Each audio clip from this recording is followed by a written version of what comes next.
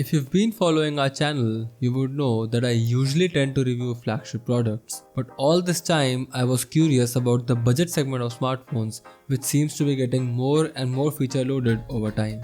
I finally got a chance to review the Realme 7 and I can tell you right away that I'm blown away. I'm Rohan from TechieTechTech and let's talk more about the Realme 7. Here we go.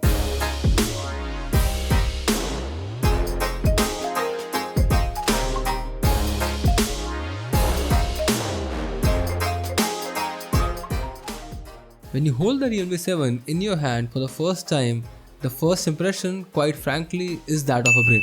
The Realme 7 has a gigantic 5000 mAh battery, and a battery that large needs a large enough body. The Realme 7 is thicker and heavier than your average phone. The entire body of the phone is made from plastic and the display is covered by Gorilla Glass 3.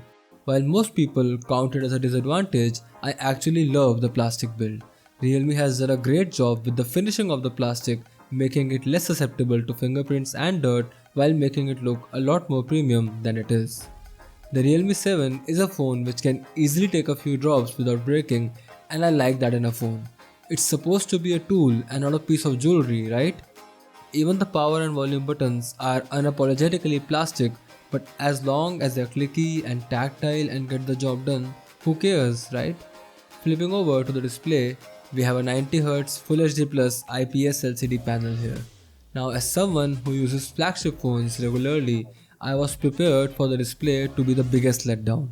But boy was I wrong. This display is really good. The colors are vibrant and pop out, the saturation is on point, and even the blacks are deep enough for an LCD. The bezels are minimal, and from the front, the overall display with its small bezels and punch hole camera look really good. The movie watching experience is a blast as well, especially because we have wideband L1 support for Full HD playback on Netflix and Prime. This display is a delight to use, be it gaming, multimedia or even reading. I was coming into the experience fully prepared to be disappointed, but I am actually really happy with the display. There is some casting along the edges and some non-uniform back panel lighting issues, but you have to squint really hard to notice that. All in all, I can tell you that the display is one of the biggest plus points of the Realme 7. Let's talk a bit about the software experience now. This was my first time using Realme UI and I'm not the biggest fan. First, the phone came with a lot of bloatware, and granted, I could easily uninstall most of it, but I just wish it wasn't there in the first place at all. The overall graphic design and flow of the user interface is a bit over colorful and kind of cartoony for my taste. I prefer the clean, clutter-free look of stock Android, and this is actually quite the opposite. I'm not saying that the Realme UI is bad or anything. In fact, over time it has started to grow on me. There are a decent amount of customizability options, and I like some of the nifty little extras, like when you go from an app to the multitasking panel and hit close all, it closes all the apps but the one that you had on. I think that's really smart.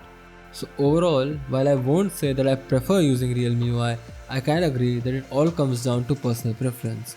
My dislike for Realme UI is just as justified as someone's love for it. Let's talk about the performance now. This thing is mostly really smooth. It's kind of funny because when I was moving over my data and setting up the phone, the Realme 7 really lagged and I was shocked. But once it got all set up and took some time to optimize the file management system, it could finally show its true power. The Realme 7 is powered by the MediaTek Helios G95 processor, which they are marketing as a gaming CPU. We'll talk about gaming a bit later, but let's talk about the general day-to-day performance first. See, for your general usage, I have zero complaints from this phone. Of course, there are some frame drops and jitters and lags here and there, but overall, this phone doesn't break a sweat no matter what you throw at it. With the refresh rate permanently set to 90Hz and my daily usage, which consists of a lot of instant messaging, social media, web browsing and reading, the Realme 7 never felt like I was pushing it too much and did everything almost as good as phones were twice or even thrice the price. You can nitpick the occasional lag if you really want to, but in my experience, it is much easier to enjoy the phone than to find reasons to complain. Talking about gaming, as we discussed before, Realme says that this is a gaming phone, but is it? Before it got banned, I really enjoyed playing PUBG on the Realme 7. The highest setting that I could manage was smooth graphics with ultra frame rate. At this configuration, the game works really well and is absolutely playable. The performance actually reminded me a lot of the OnePlus Nord, which actually costs quite a bit more. After around an hour of gaming, the phone did get a bit hot to the touch, but not more than other phones in the category, so I won't really complain about it. It's the same story with other games, be it Call of Duty or Asphalt. The Realme 7 supports better than average graphics settings and is able to hold on to them really well to provide a good gaming experience. If you're into gaming, I think the Realme 7 is definitely a phone worth considering, especially at this price point. Let's talk about the cameras now. In terms of specs, the Realme 7 sports a quad camera setup with an updated 64 megapixel primary Sony IMX682 sensor along with an 8 megapixel ultra wide lens. The rest of the shooters include a 2 megapixel depth sensor and a 2 megapixel macro camera. Let's find out how it performs. We'll talk about the photos first and the videos later. The primary camera performance is a little above average. The pictures are sharp with decent HDR and the colors look slightly washed out by default. Realme has included a chroma boost feature in the camera app. It basically boosts the shadows and saturation to deliver better stills. Thanks to the new 64 megapixel sensor, the Realme 7 can shoot twice and 5 times zoom stills. The picture quality is decent enough for the price tag. I was kind of amazed that the phone was able to process the 64 megapixel stills without even a single lag. Both the ultra wide angle and macro camera deliver strictly average results with noise processing issues. The 2 megapixel depth camera does a really good job with flagship level subject separation with both human and non-human subjects. The HDR processing and color profile are somewhat serviceable. The built-in filters come in handy when the default color profile isn't good enough for the user. The 16 megapixel selfie camera shoots acceptable selfies both indoors and outdoors. The only caveat is that the selfies are moderately over-smoothened by default. When it comes to low light performance, the primary camera is the only camera that produces decent stills that are well exposed with less noise. Almost all the camera modes on both the front and rear cameras have some sort of inbuilt filters or AI effects to play around with. So if you're into retouching your pictures or playing around with the photo editor, these features will be very useful and quite a lot of fun. When we talk about videos, in terms of resolutions and frame rates, the Realme 7 can shoot up to 4K in 30 fps from the rear cameras and Full HD at 30 fps from the front camera. The Full HD footage out of both the cameras looks a bit soft. Only the 4K video shot outdoors is sharp enough with decent color rendering.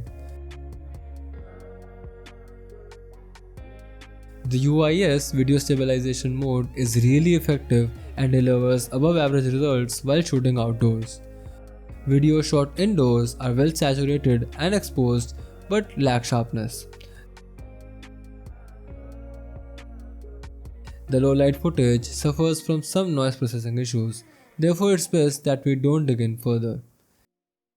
If we factor in the price tag, the pros and cons into the equation, the Realme 7 is definitely an above average performer. It delivers an all-rounder primary camera along with more than a dozen features and shooting modes. Moreover, you also get a decent camera app user experience with no lags at all.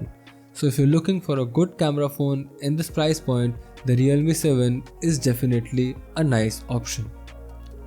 Moving on to what is probably the biggest photo of this phone, the battery life. The Realme 7 packs a monster 5000 mAh battery, which I suspect is the reason behind the large size and heft of this phone. Well, the large size is totally worth it. I got insane endurance from this phone throughout my usage to the point that I think it is impossible to kill this phone in a single day even with heavy usage. In my regular day-to-day usage, 1.5 days of use was no big deal and it could easily stretch to 2. And it supports Realme's 33W dart charging, which takes it from 0 to 100 in about 65 minutes. The Realme 7 definitely has the best battery life of any phone I've tested this year.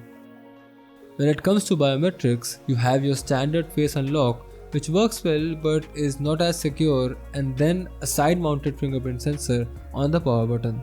The fingerprint sensor is very good. It's fast, it's reliable, and it's accurate. My only problem with it is that it's positioned in such a way that my finger accidentally touched it a lot of times when I was just holding the phone or putting it in my pocket. I'm sure this improves as you grow more accustomed to using the phone, but it got a bit irritating at first. There is a mono speaker at the bottom along with our beloved headphone jack.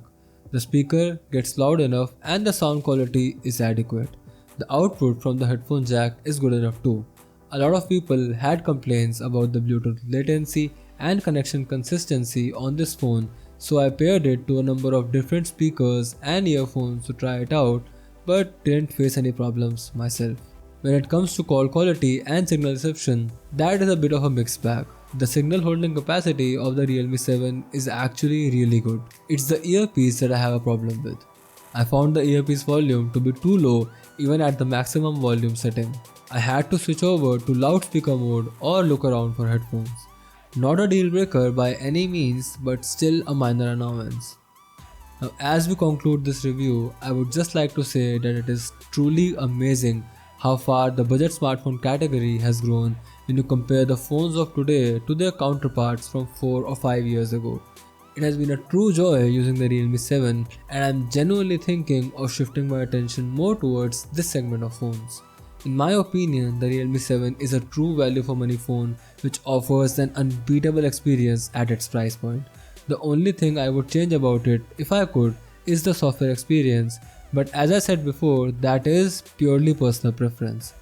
But for everyone who is looking to buy a phone in this budget, I can confidently and wholeheartedly recommend the Realme 7. Anyway, I hope you enjoyed this video. If you would like to see more content around the Realme 7, including any test or any comparison or whatever you want, let us know in the comment section below. Please like, share and subscribe to help the channel out. This has been Rohan from TechieTechTech, and I'll see you in the next video. Bye.